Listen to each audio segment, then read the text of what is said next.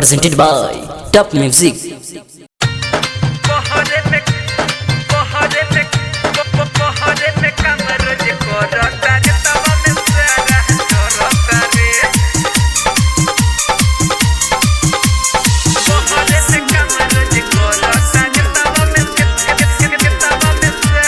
नया नोहर अभी पानी हम कनिया पैसे के जाई करेला कटनिया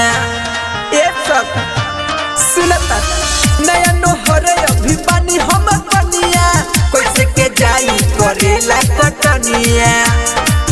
फोन करी नहीं गाड़ी धरता रे पिया बहरे में काम रोज करता रे किसी खेतवा में सारा झरता रे पिया बहरे में काम रोज करता रे केहू खेतवा में सारा झरता रे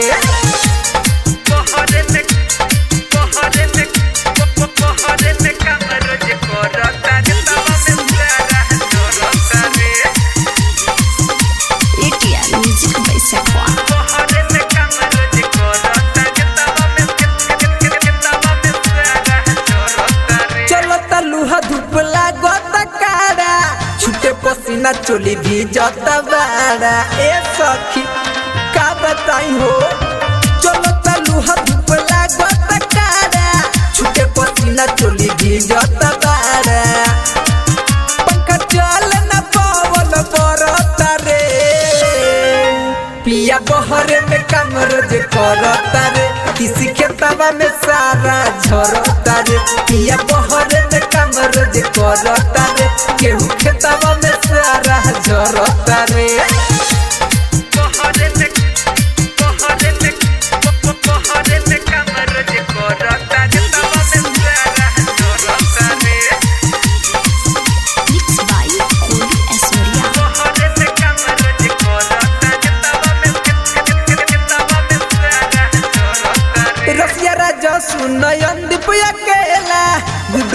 की बोलू बात ना बुझेला हर बड़का मुदई हरे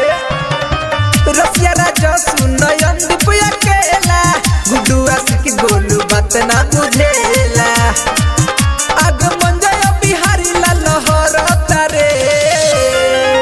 पिया बहरे में काम रोज करता रे किसी खेतवा में सारा झरता रे पिया बहरे में काम रोज करता रे गेहूं खेतवा में सारा झरता रे। Recording by ADR Music by Sakfa।